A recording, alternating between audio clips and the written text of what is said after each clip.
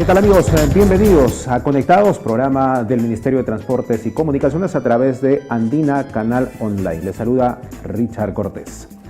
Hoy vamos a empezar el programa con una noticia que el último fin de semana a todos los peruanos nos ha invitado a soñar, a embarcarnos en esta ruta, en este camino al 2021, la ruta del Bicentenario, el Bicentenario de nuestra República. Acontecimiento histórico importante que sin duda nos invita a soñar con grandes proyectos, grandes obras, y el gobierno precisamente está embarcado en esta iniciativa. El Ministerio de Transportes y Comunicaciones tuvo presencia en esta fecha simbólica con la participación del ministro Edmer Trujillo en Huancavelica, donde se hizo el lanzamiento también oficial de la agenda al Bicentenario. Hemos preparado una crónica, un resumen de lo que se vivió, una fiesta con costumbres, con bailes, con esperanza, optimismo, por supuesto, de la gente en Huancavelica el último fin de semana. Vamos a verlo.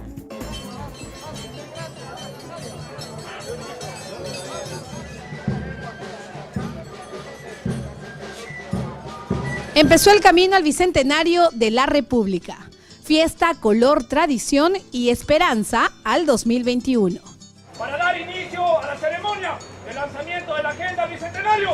Así vivió Huancavelica el lanzamiento simultáneo de la Agenda del Bicentenario. Desde la Plaza Bolognesi en Huancavelica, el ministro Edmer Trujillo hizo el anuncio oficial con un llamado a la unidad. Iniciamos con este lanzamiento un proceso de concertación que nos ayude a determinar juntos los objetivos, las acciones que debemos implementar hasta el 2021. Acompañado de las principales autoridades de la región, el titular del MTC propuso establecer metas comunes para alcanzar el desarrollo. Desde el gobierno los convocamos a ello y por eso les pedimos que definamos una agenda común que nos una hacia el Bicentenario. Asimismo, reafirmó la vocación descentralista del gobierno y destacó la transferencia por más de 10.000 millones de soles a las regiones. Puso como ejemplo el monto transferido este año por el MTC, que supera largamente lo efectuado entre el 2012 y 2017. El Ministerio de Transportes, el sector que me honro a presidir, ha transferido este año 1.672 millones de soles a los gobiernos regionales y municipalidades de todo el país. El ministro Edmer Trujillo aseguró también que una de las metas de su sector es adjudicar la concesión del tren de Huancayo a Huancavelica el próximo año. Finalmente invocó al país a sumarse a la lucha contra la corrupción, la desigualdad, la violencia y la injusticia.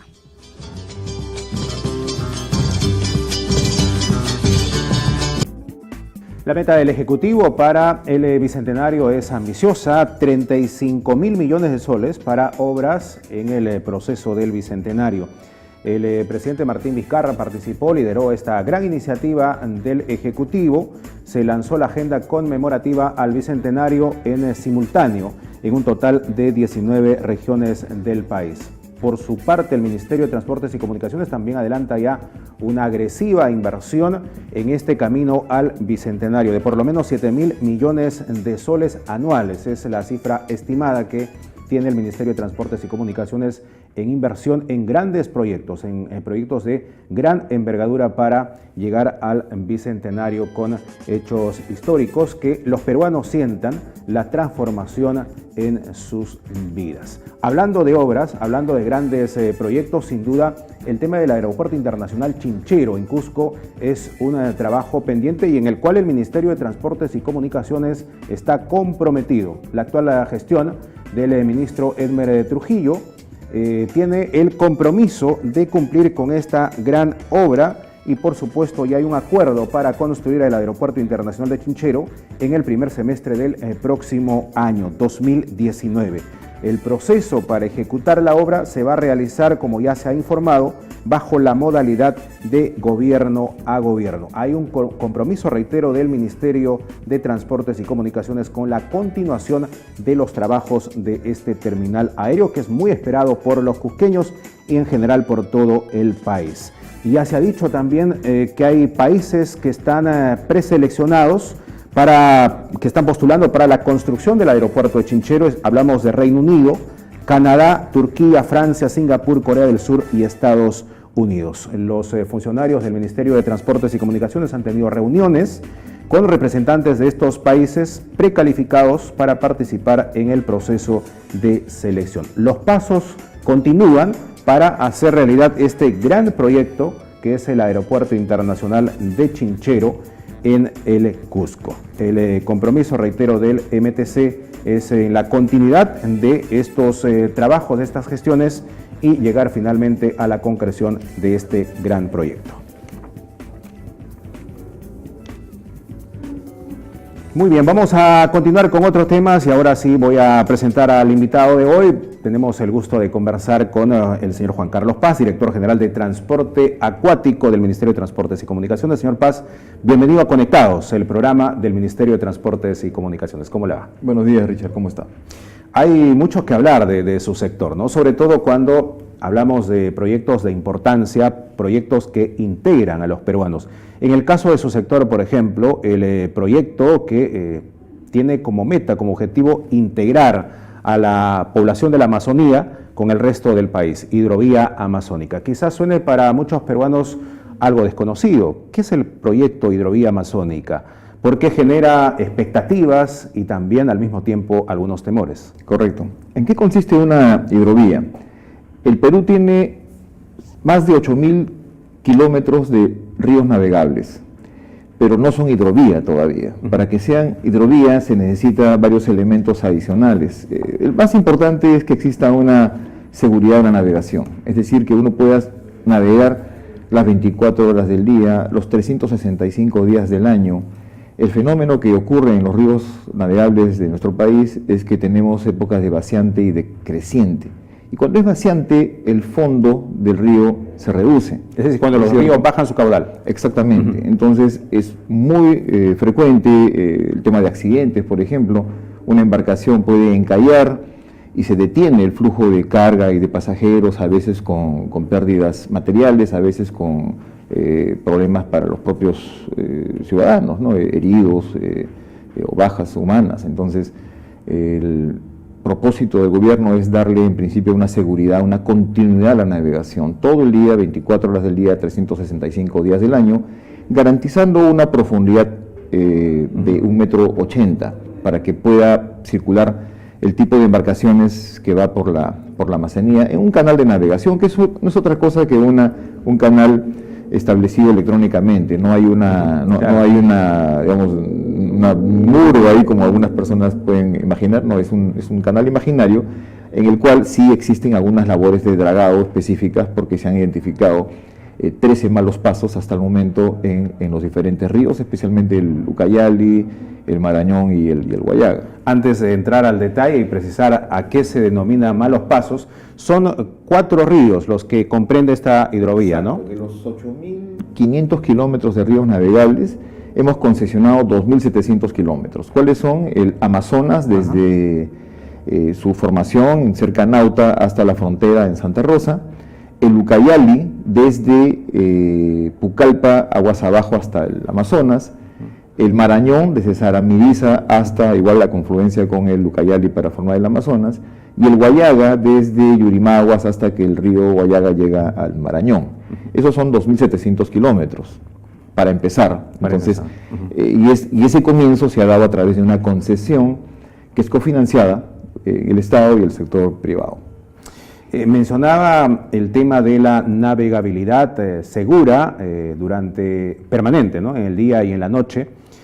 ¿Por qué hay temores entre la población? El dragado, que mencionó, es uno de ellos, pero ¿por qué la gente siente temor de que, por ejemplo, va a afectar este proyecto al ecosistema?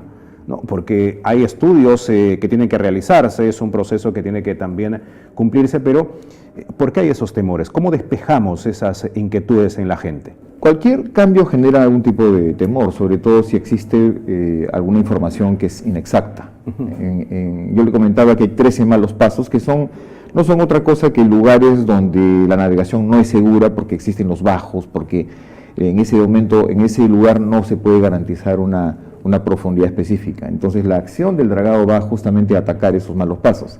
Pero si uno pone un mal paso encima o continuamente, tenemos hasta 60 kilómetros aproximadamente de malos pasos.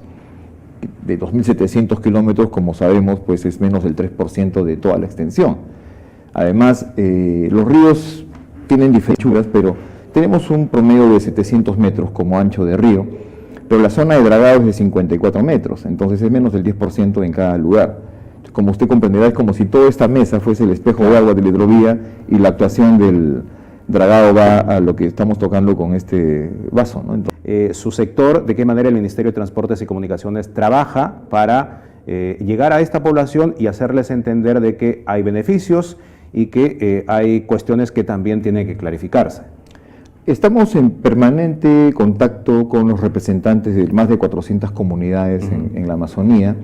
Se ha hecho un trabajo, además hay que recordar que este es el primer proyecto de infraestructura que cuenta con consulta previa, es decir, hemos obedecido el mandato de la resolución de la OIT, la 169, y hemos hecho un trabajo de consulta previa en el 2015, justamente en contacto con las comunidades y los representantes de las comunidades, y tenemos con ellos reuniones permanentes. Es más, tenemos una reunión próximamente en Iquitos para poder ver los avances del proyecto y los compromisos del Estado. Hay que tener en cuenta que para el Ministerio de Transportes y Comunicaciones es fundamental el concepto de desarrollo sostenible, es decir, no solamente avanzar con los proyectos que son importantes desde el punto de vista económico, sino ser muy respetuosos con los aspectos ambientales y sociales. Y por eso es este contacto permanente con los ciudadanos de la Amazonía. En el tema del dragado, por ejemplo, experiencias en otros países, ¿cómo han funcionado? Porque decía que en todas partes hay dragado en este tipo de proyectos, claro, pero también hay antecedentes de daños que han ocasionado.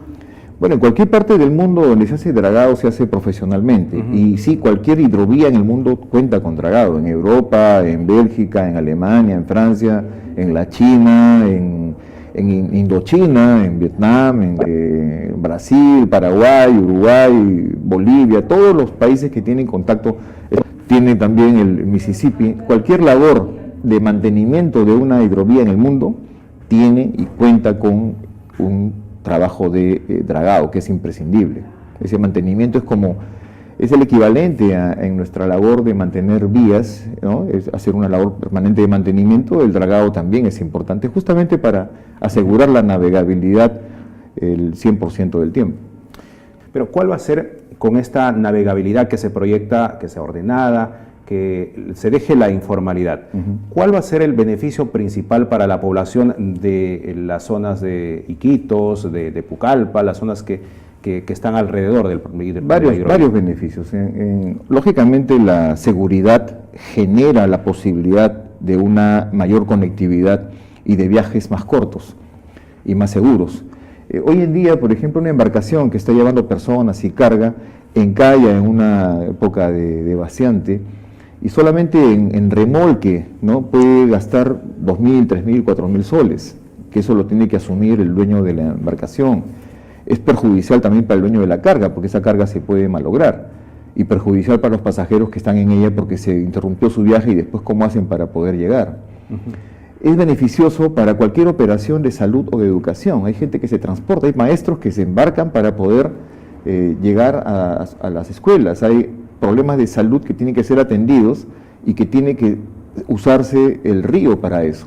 Ahí le damos seguridad, es decir, una hidrovía genera seguridad, genera conectividad y es importante para la economía, para la salud, para la educación. Un ejemplo más es la diferencia de precios que hay entre ciudades importantes como Iquitos y Pucallpa. Hemos hecho un análisis de diferentes productos y el promedio de diferencia de precio es de 30%, es decir, un producto que cuesta 10 soles en Pucallpa cuesta 13 soles en Iquitos en promedio, o sea, 30% más. Y hemos encontrado productos que llegan a 100% más, 150, 200% más. Justamente por esa falta de seguridad, por esos problemas que les estoy comentando. Entonces, la hidrovía va a permitir que esa diferencia, que va a tener que haber porque hay una distancia, esa diferencia se reduzca. Por otro lado, nuestro comercio en los ríos amazónicos es fundamentalmente interno. Productos de pan llevar, petróleo, alimentos, líquidos de todo tipo, ¿no? Y lo que estamos buscando es que no solamente se desarrolle ese comercio interno de una manera más activa, sino que finalmente podamos hacer crecer el comercio externo, es decir, vincular al país, a nuestro país, con economías como Ecuador, Colombia y sobre todo Brasil. Así que la hidrovía es un elemento fundamental, ¿no?, para poder generar también comercio exterior. ¿Cuándo se tiene previsto ya con la operatividad de la hidrovía? ¿Cuáles son los plazos que se han establecido? El concesionario está en pleno trabajo de desarrollo del estudio de impacto ambiental y los estudios definitivos de ingeniería. Pensamos que todo esto debe estar terminado a fines del próximo año, el último trimestre del próximo año, para poder dar lugar al inicio de las obras en el año 2020 y poder tener ya en el año 2022 ya la hidrovía constituida. El ferry es un medio de transporte también muy usado en la Amazonía de nuestro país. Para quienes no tienen mayor información de cómo opera el ferry, cuán importante es para la población de la Amazonía, explíquenos de qué manera se convierte este sistema de transporte importante, de valía para la Amazonía. Ha generado un cambio rotundo, ¿no? Porque el ciudadano de la Amazonía y sus familias, sus hijos, se transportaban básicamente o en motonaves o en rápidos o en pequepeques. Cada uno de ellos ofrece diversos tipos de problemas que son superados por el ferry. En una motonave el pasajero va con la carga, por ejemplo, y tiene que esperar el ritmo de la carga, a veces horas a poder embarcarse para poder salir. Un pequepeque es una embarcación pequeñita sin ningún tipo de servicio. Hay por lo menos un baño, pero va justamente a una velocidad y de una forma que puede significar un riesgo para el pasajero. El ferry es un medio de transporte moderno, que también es rápido y seguro, y estamos llevando un promedio de 300 pasajeros, 200 con pasaje subsidiado cada 2 días, es decir, 3 viajes a la semana, en una empresa, a través de una empresa que es privada, con un aporte estatal para que esto pueda funcionar. Y lo importante de esto es que ha generado ya un cambio, porque hay empresas que, imitando ese servicio, han mejorado sus operaciones y están en este momento brindando un servicio parecido al del ferry, ¿correcto? Tanto en Amazonas como en el Marañón. Entonces, eso implica justamente un buen resultado de una intervención estatal. Es decir, ponemos un ferry en servicio, mejoramos las condiciones, le damos dignidad al transporte de los ciudadanos, y eso finalmente es imitado por el empresario privado, que va generando un cambio. Y eso es lo que justamente queríamos, y estamos en el camino de seguir avanzando en esta mejora del servicio y la seguridad para nuestros ciudadanos. ¿Se ha pensado en potenciar el sistema del ferry o con otra alternativa similar? Bueno, tenemos en este momento el ferry que va de Iquitos a Santa Rosa. Es un viaje que dura entre 11 y 12 horas. ¿Qué frecuencias tiene a la semana? 3 veces por semana, como le digo. Y pensamos también, tenemos en proyecto un ferry que vaya desde Nauta hasta Yurimaguas, atravesando el Marañón y el Guayaga, y posteriormente uno que vaya de Iquitos hasta Pucallpa. Está eso en nuestros planes.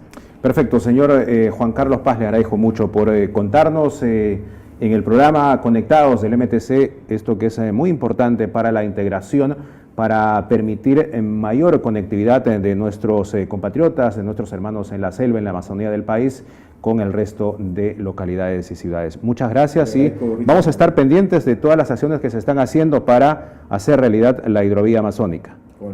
Muy amable a Juan Carlos Paz, director general de Transporte Acuático del Ministerio de Transportes y Comunicaciones.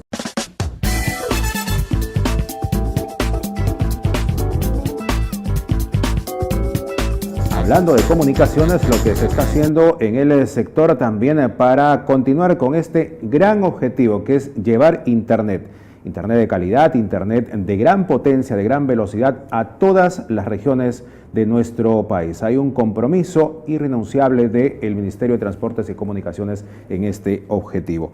Para mejorar, por ejemplo, la gestión del espectro radioeléctrico que va a permitir llevar Internet a más peruanos. Vamos a conocer detalles de una actividad importante que se realizó, una actividad liderada por la viceministra de Comunicaciones, Virginia Nakagawa, para hablar justamente de estas acciones, de estos pasos que se están dando para lograr los objetivos. Tenemos la siguiente nota.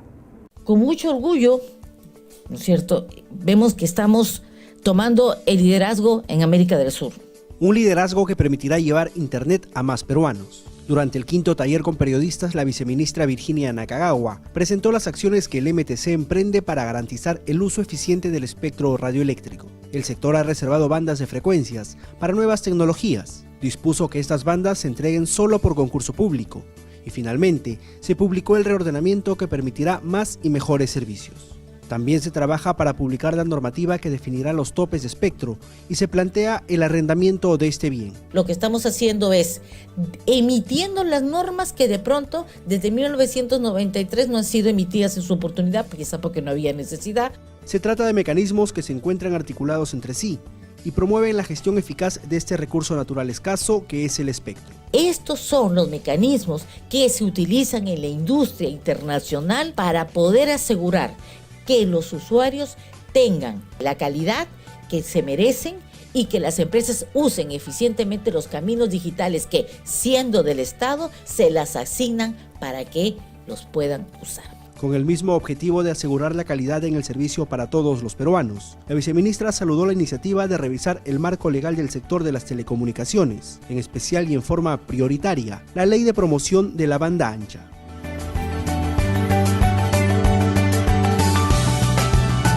Y hablando de Internet, de tecnología, muchísimas gracias a quienes nos siguen a través de las redes sociales, de los medios sociales del Ministerio de Transportes y Comunicaciones. Estamos atentos siempre leyendo sus comentarios, las sugerencias y trasladando a las personas, a los sectores competentes estas inquietudes, porque es importante escuchar a la gente que muestra interés, muestra preocupación por determinado proyecto, por determinada obra en su región, en la jurisdicción en la que vive. Hablando de obras y de grandes proyectos, el último recorrido, la última visita del ministro de Transportes y Comunicaciones, Edmer Trujillo, a la región Ica, ha traído muchas novedades, anuncios, compromisos para realizar obras en esta región. En la siguiente nota conocemos más sobre la reciente visita del titular del MTC a la región Ica. Adelante.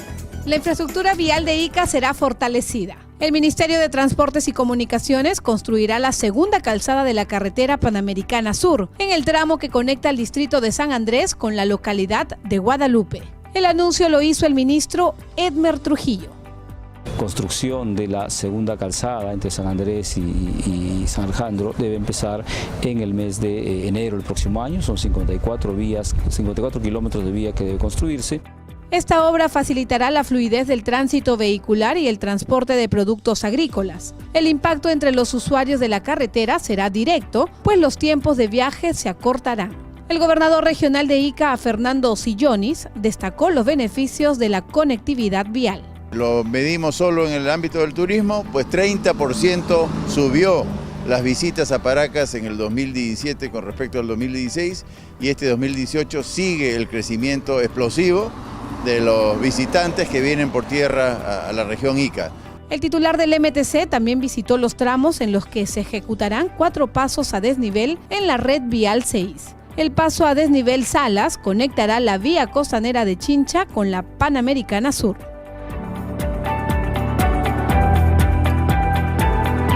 Y si hablamos de presencia del Ministerio de Transportes y Comunicaciones, hay una iniciativa también liderada por la Presidencia del Consejo de Ministros en diferentes regiones, cuando falta poco ya para que las nuevas autoridades electas empiecen funciones. Hay un programa de inducción para la transferencia y buen inicio de gestión. Autoridades municipales y regionales.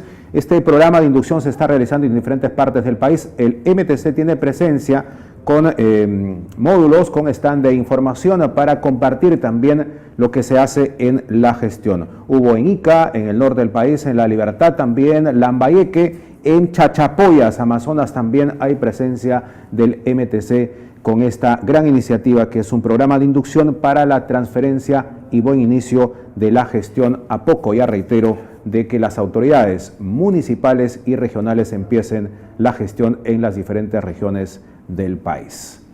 Bien amigos, no hay tiempo para más, nos ganó el tiempo hasta aquí. Conectados, el programa del Ministerio de Transportes y Comunicaciones a través de Andina Canal Online. No olviden seguirnos a través de nuestras redes sociales, estamos atentos a todas vuestras sugerencias, inquietudes que comparten con nosotros. Gracias por esa preferencia, nos reencontramos el próximo martes. Buen día.